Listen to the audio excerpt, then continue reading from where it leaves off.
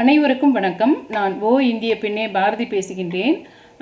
குலதெய்வத்தையே நம்ம தெரிஞ்சுக்கிறதுக்கு முடியும், நம்ம வீட்டில் குலதெய்வமே உட்காரும் அப்படின்றதுக்கு இந்த விளக்கேற்றுற விஷயத்துலேயே நிறைய முக்கியமான விஷயங்கள் இருக்குது. அது குலதெய்வமே உங்களுக்கு தெரியாதுன்னா கூட, இல்லை குலதெய்வம் உங்களுக்கு தெரியும் ஆனால் கூட குலதெய்வத்தினுடைய அருளை மறுபடியும் நீங்கள் நல்லபடியும் உங்கள் வீட்டில் இழுத்துக்கணும். ஏதோ நிறைய மனசு சரியில்லை, அடிக்கடி தவறான விஷயங்கள் நடக்குது, நீங்கள் எதிர்பார்த்தது எதுவுமே நடக்க மாட்டேன்னுது, உங்களுக்கு குலதெய்வம்லாம் தெரியும் ஆனாலும் அந்த குலதெய்வத்தினுடைய சக்தி வீட்டில் குறைஞ்சிட்டு இருக்குது அப்படின்ற பட்சத்தில், தெரியவே தெரியாதுன்னா தெரிஞ்சுக்கிறதுக்கும் சரி, பெல் அடிச்சது பாருங்கள், தெரியவே தெரியலன்னா தெரிஞ்சுக்கிறதுக்கும் சரி, இல்லை குலதெய்வத்தினுடைய சக்தியை ஏதோ ஒரு தீய சக்தியின் காரணமாக இந்த வீட்டில் அந்த குலதெய்வத்தினுடைய சக்தி விட்டு போயிருக்குது அப்படின்ற பட்சத்தில் நீங்கள் என்ன பண்ணணும்னா, எந்தெந்த நேரத்தில் நீங்கள் தொடர்ந்து எத்தனை நாள் ஏற்றணும், என்ன தீபம் ஏற்றணும் அப்படின்ற மாதிரி விஷயங்கள். இதுலேயே இந்த காமாட்சி அம்மா விளக்குன்றதை பற்றியும் கொஞ்சம் சொல்லிவிட்டு அதுக்கப்புறம் அந்த நேரங்களை பற்றி நான் சொல்ல வரேன். இப்போ நான் போட்டிருக்கிற இதில் ஒன்றுத்தில் கஜலக்ஷ்மி தீபம் சொல்கிறது, 2 பக்கம் யானை இருக்குது, இன்னொன்று கரும்பு எல்லாம் இருக்கிற மாதிரி இருக்கும், கரும்பு இருக்கிற மாதிரி இருக்கும். அது எந்த மாதிரி லக்ஷ்மி விளக்காக இருந்தாலும் மெயினாக அந்த பித்தளை விளக்கு இல்லைன்னா வெள்ளியில் இருக்கிற விளக்கு அந்த மாதிரி அந்த சுற்றி அரும்பு மாதிரி போட்டிருக்கும். அதை காமாட்சி அம்மா விளக்குன்னு சொல்லுவாங்க. ஆனால் அது லக்ஷ்மி தீபம் அப்படின்றதும் சொல்லலாம், அல்லது குலதெய்வ விளக்குன்னே சொல்லலாம்.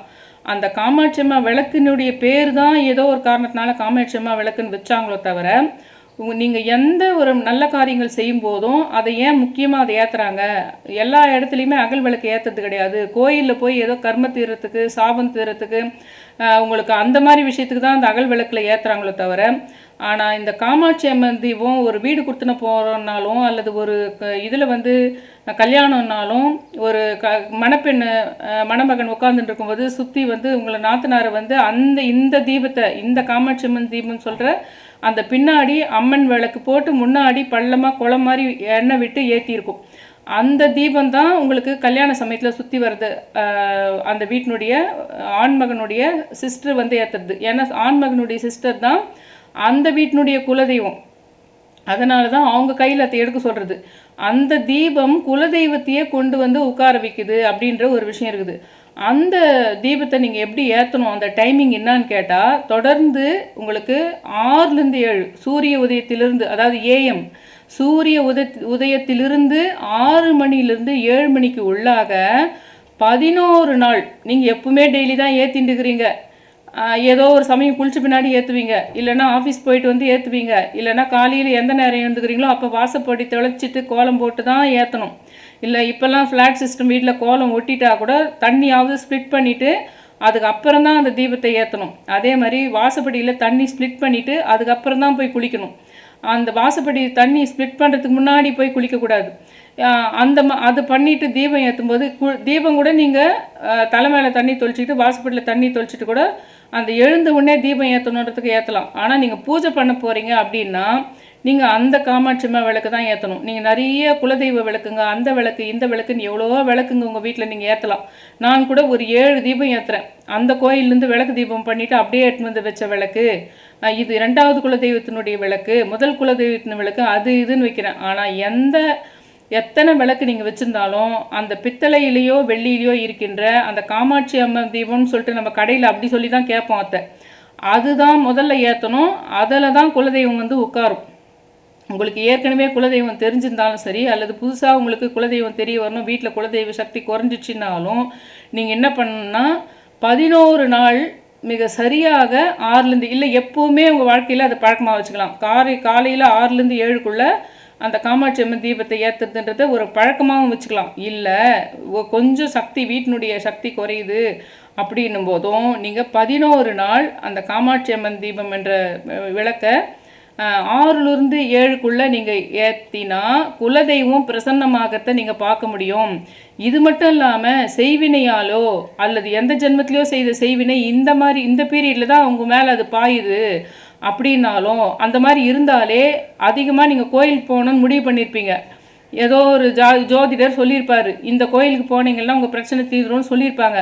ஆனால் அதுக்கேற்ற பொருளாதார வசதியோ அதுக்கேற்ற செல்வ வசதியோ உங்களுக்கு இல்லாமல் போகும், இல்லை தடைகள் வரும். வீட்டில் இருக்கிறவங்க முக்கியமானவங்க போயிட்டு 1 வருஷம் பொறுத்து தான் கோயில் போக முடியும் அப்படின்ற மாதிரிலாம் விஷயம் வந்துடும். அதுக்கு தடை வந்துக்கினே இருக்குதுன்னாவே அந்த இப்போ செஞ்ச செய்வினையோ அல்லது எப்போ செய்த செய்வினையோ சாபமோ இப்போது உங்கள் வீட்டில் அஃபெக்ட் ஆகிருக்குது, உங்கள் வீட்டில் அது சுழண்டுன்னு இருக்குது அப்படின்ற காரணத்தினால தான் உங்களால் கோயிலுக்கும் போக முடியல. இந்த முக்கியமாக இந்த இந்த இடத்துக்கு போயிட்டு வந்தால் நீங்கள் அதில் உங்கள் விடுபட்டுருங்க அப்படின்ற விஷயத்தில் மாதிரி கோயிலுக்கே போக முடியல. அப்படின்னும் போது வீட்டில் கிட்ட இருக்கிற கோயிலுக்கும் அவ்வளோ போக முடியல. அப்படின்னாலே செய்வினையோ சாபமோ இந்த பீரியடில் எப்போ பண்ணிட்டாங்க, ஆனால் இந்த பீரியடில் அது உங்கள் வீட்டில் வந்து அந்த குலதெய்வத்தினுடைய சக்தி குறைஞ்சிருக்குது, இல்லை குலதெய்வ கட்டு இந்த சமயத்தில் வேலை செய்யுது, அதனால் உங்களுக்கு அந்த பாதிப்பு வந்ததுன்ற பட்சத்தில் அப்போ குளிச்சுட்டு கரெக்டாக 11 நாள் அந்த 6லேருந்து 7க்குள்ளே, காலையில் 6லேருந்து 7க்குள்ளே நீங்கள் வந்து அந்த காமாட்சி அம்மன் தீபத்தை நல்லா ஒரு 4 நாளைக்கு ஒரு முறை வியாழக்கிழமை அதை நல்லா தேய்ச்சி புளி உப்பு போட்டு நல்லா தேய்ச்சி பளபளன்னு கோல்டு மாதிரி மின்ற மாதிரி பண்ணிட்டேன்னா அவ்வளோ சக்தியே அது வந்து குலதெய்வ சக்தியை இழுத்துரும் அப்படின்றது ஒரு விஷயம். எப்போவுமே நீங்கள் வந்து அந்த காலையில் சாயந்தரம் 2 வேளையுமே மெயினாக இந்த விளக்கை, மற்ற விளக்கெல்லாம் ஒரு நாளில் ஏதோ ஒரு சமயம் நீங்கள் உட்காந்து ஸ்லோகம் 108 முறை ஏதோ சொல்ல போகிறீங்கன்னா நீங்கள் மற்ற விளக்கெல்லாம் ஏற்றலாம். ஆனால் இந்த விளக்கு மட்டும் எப்போவுமே நீங்கள் காலையில் சாயந்தரம் 2 சமயத்துலையுமே ஏற்றுறது நல்லது. அந்த மாதிரி செஞ்சிங்களேன்னா இந்த இரவு நேரத்துக்கு மேலே ஒரு சில தீய சக்திகள் செயல்படும் பார்த்திங்களா, அதுவும் இல்லாமல் இருக்கும். வீட்டில் யாருடைய சாபமும் யாருடைய வயிற்றுச்சலும் யாருடைய பொறாமையும் உங்கள் வீட்டை பாதிக்காமல் இருக்கணும்னா ரெண்டு வேளையுமே அந்த மாதிரி விளக்கேற்றுறது ரொம்ப நல்லது. அதே மாதிரி சிலர் வீட்டில் வந்து ரொம்ப நரக வாழ்க்கையாக மாறிடும் அவங்க வாழ்க்கையே. எப்படின்னா அப்பா அம்மாவே இருந்தால் கூட அவங்க கூட சண்டையாக இருக்கும், கூட பிறந்தவங்களே இருந்தால் கூட அவங்க கூட சண்டையாக இருக்கும், ஹஸ்பண்டு கூட ஒய்ஃப் கூட சண்டையாக இருக்கும், மாமனார் மாமியார் இன்லாஸ் வீட்டில் இருக்கிறவங்களுக்கும் உங்களுக்கும் எப்பவும் பெரிய சண்டை இருக்கும். நீங்களாவே சில நல்ல வசதியானவங்க இந்த வீட்டில் ஏதோ பிரச்சனை இருக்குது, அதனால் இந்த இடம் மாறணும் அப்படின்னு முடிவு பண்ணிட்டு என்ன பண்ணுவாங்க, வேறு வீட்டுக்கு போயிடலான்னு சொல்லிட்டு வசதியானவங்களாக இருந்தால் இந்த இடத்த மாற்றி பார்க்கலான்னு போயிடுவாங்க.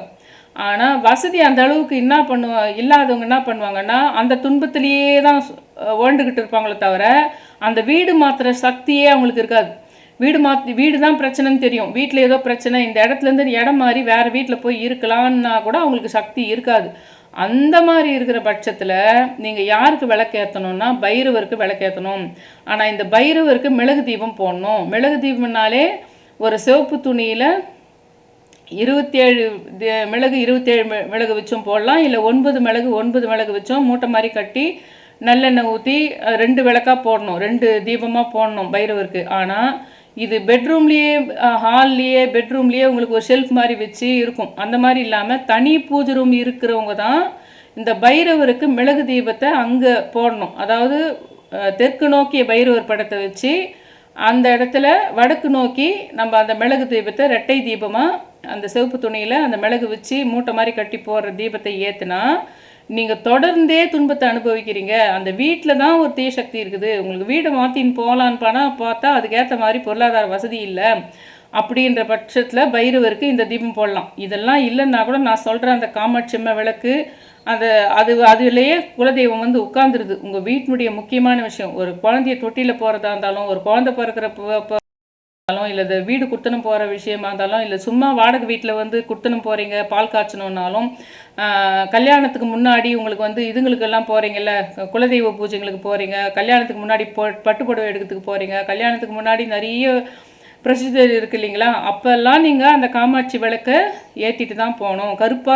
கறி படிஞ்சு பற்றிக்கிட்டு போயிருக்கும், அந்த மாதிரி இருந்தால் வாஷ் பண்ணிடணும். அது அடுத்த வியாழக்கிழமை வர வரைக்கும் வெயிட் பண்ணக்கூடாது.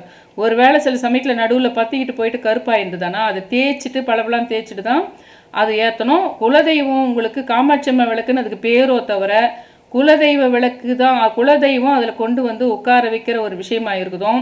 நல்லாவே குலதெய்வத்தை வர வைக்கணும், ரெஃப்ரெஷ் பண்ணணுன்றவங்க தான் 11 நாள் 6லேருந்து 7 ஏற்றிட்டு அதுக்கப்புறம் நீங்கள் காலையில் இப்படியெல்லாம் 6லேருந்து 7 11 நாள் கணக்கு வச்சுக்காமல் எழுந்து வந்தோடனே முகம் கழுவிட்டு கூட நீங்கள் குளிக்கிறதுக்கு முன்னாடியே கூட பண்ணலாம். அந்த 11 days பண்ணுற விஷயம் மட்டும் 6லேருந்து 7க்குள்ளே இருக்கிறது. அதே சமயத்தில் குளிச்சுட்டும் பண்ணுறது, வாசப்படிக்கு தண்ணி தெளிச்சுட்டு கோலம் போட்டு பண்ணலாம், இல்லை வெறும் தண்ணி மட்டும் தெளிக்கலாம், கோலம் அங்கே ஸ்டிக்கர் இருந்ததுன்னா. இதெல்லாம் இருக்குது அந்த குலதெய்வ சக்தியை ஈடுபடுற மாதிரி விஷயத்துக்கு. இது இல்லாமல் இன்னும் நிறைய சாபங்கள் தோஷங்கள் நீக்கிறதுக்கு நீங்கள் என்ன பண்ணணும்னா, கோயில்களில் உங்கள் வீட்டுக்கு கிட்ட இருக்கிற கோயில்களில் பாவங்கள், நீங்கள் செய்த பாவங்கள், உங்கள் முன்னோர்கள் செய்த பாவங்கள், அதெல்லாம் போகிறதுக்கு சில சமயத்தில் அடிக்கடி மெயினாக சிவன் கோயில், உங்கள் வீட்டுக்கு கிட்ட சிவன் கோயில் இருந்தால் அந்த சிவன் கோயிலில் பிரதோஷ நேரத்துலையோ அல்லது அமாவாசை பௌர்ணமி சமயத்துலேயோ நீங்கள் அந்த சிவன் கோயிலில் போயிட்டு விளக்கேற்றணும். ஒரு மாதத்தில் ஒரு முறையோ 2 முறையோ. அதையும் வீட்டில் ஏற்றுறது மட்டும் இல்லாமல் அந்த வேறு விதமான சில சாபங்களுக்கு சிவன் கோயிலில் போயிட்டு விளக்கேற்றுறதுன்றது அதுவும் சாபங்கள் நீரும். ஒரு ஞாயிற்றுக்கிழமை சிவனுக்குனாவே எப்பவுமே ஞாயிற்றுக்கிழமை பிரதோஷம், அமாவாசை பௌர்ணமி இந்த மாதிரி சமயத்துலாம் நீங்கள் திங்கட்கிழமையும் சொல்லலாம், அந்த மாதிரி பண்ணலாம். அதுவும் வந்து எப்படின்னா ஒரு சிவன் கோயில் இந்த மாதிரி ஏற்றுறதெல்லாம் எப்படின்னா அந்த பிரதோஷ நேரம் ஈவினிங் 4:30 வருது பாருங்கள், அதுவும் பண்ணலாம். இது இல்லாமல் எக்ஸ்ட்ரீம் இப்போ நான் சொல்ல போகிற விஷயம் ரொம்ப ரொம்ப சூப்பரான ரொம்ப ரொம்ப முக்கியமான விஷயம் ஒன்று இருக்குது. உங்களுக்கு செல்வ வளமும் வேணும், உங்களுக்கு நிம்மதியும் வேணும், குலதெய்வமும் வேணும், மனசு நிம்மதியும் வேணும், சந்தோஷ வாழ்வும் வேணும், எல்லாமே உங்களுக்கு வேணும். அப்படின்னா நீங்கள் என்ன பண்ணணுன்னா கரெக்டாக அதாவது மிட் நைட்டுக்குது பார்த்தீங்களா, மிட் நைட்டு 2:30 மணியில் இருந்து 4:30 மணிக்குள்ளே, அதாவது மிட் நைட்டு 2:30 மணிலிருந்து 4:30 மணிக்குள்ள நீங்கள் அதே மாதிரி ஒரு 11 நாள் அந்த மாதிரி என்றைக்குமே அந்த மாதிரி ஏற்றதில்ல. இந்த மாதிரி ஒரு ரெஃப்ரெஷ் பண்ணி வர்றதுக்கு அந்த மகா சக்தியை கொண்டு வரத்துக்கு தான் அது. அதாவது 2:30லேருந்து 4:30 வரைக்கும் தான் பயங்கரமான பிரம்ம முகூர்த்தம் சொல்லப்படுது. நிறைய 4:30 தான் சொல்லப்படுகின்றது. ஆனால் எக்ஸ்ட்ரீம் பிரம்ம முகூர்த்தன்றது என்னதுன்னா அதிகாலை 2:30 மணியில் நிறைய பேர் கேட்பீங்க எது பிரம்ம முகூர்த்தம். 4:30 பிரம்ம முகூர்த்தம் தான். ஆனால் இந்த மாதிரி ஒரு முக்கியமான விஷயம் தொடர்ந்து ஒரு 4 நாள் செய்ய போகிறீங்க, 10 நாள் செய்ய போகிறீங்க, இது ரொம்ப ரொம்ப முக்கியன்றப்ப இது இந்த பிரம்ம முகூர்த்தத்தை தான் முக்கியமாக எடுக்கணும். அது என்னதுன்னா 2:30 மணியிலிருந்து 4:30 மணிக்குள்ளே அதை விளக்கேற்றி வரணும். அப்போ உங்களுக்கு சுகபோக வாழ்வு வர மாதிரியும் ஏதோ ஒரு எப்போ தெரியுமா இதை நீங்கள் ஏற்றணும், உங்கள் வீட்டில் ரொம்ப ஓஹோன்னு வாழ்ந்த குடும்பம், நல்ல பேரும் புகழோடு இருந்தவங்க, ஆனால் திடீர்னு நிறைய கெட்ட பேருங்க வருது, ஏதோ அதாவது ஒரு சின்ன தவறான விஷயத்தில் மாட்டிக்கிற மாதிரி வருது உங்களுக்கு. நீங்கள் அந்த தப்பே செய்யலை, ஆனால் அந்த தப்பு நீங்கள் தான் செய்தீங்கன்ற மாதிரி ஒரு விஷயம் வருது. அவமானமாக எப்பவுமே நல்ல பேரே எடுத்து எல்லா விஷயத்துலையுமே, அது படிப்பு விஷயம், பண விஷயம், அப்புறம் எல்லா விஷயத்துலையுமே நல்ல பேரோடு இருந்தவங்களுக்கு சில கெட்ட பெயர்களை வாங்குற மாதிரி ஆகுது. அப்படின்னாலே இது வீட்டில் வந்து வேறு விதமான சாபங்கள் இருக்குது அப்படின்னு புரிஞ்சுக்கினா அப்போ நீங்கள் இந்த 2:30லேருந்து வெடிகால மிட் நைட்டில் 2:30 மணிலேருந்து 4:30க்குள்ளே 11 நாள் வந்து நெய் ஏற்றுற விஷயம். அதுவும் இன்னும் சொல்லப்போனால் அதை நெய் தீபமாக கூட நீங்கள் ஏற்றலாம்.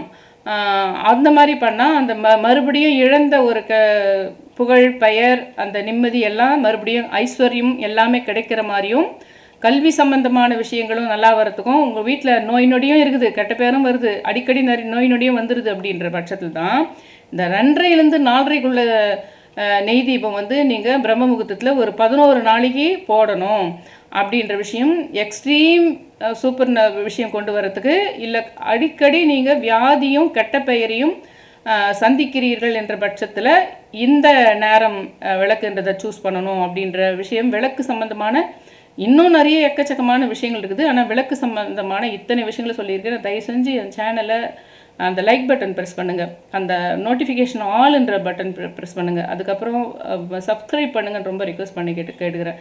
ஒரு 2-3 பேருக்கு ஷேர் பண்ணுங்கன்னு சொல்லிட்டு ரொம்ப ரிக்வெஸ்ட் பண்ணி கேட்டுக்கிறேன். Thank you all.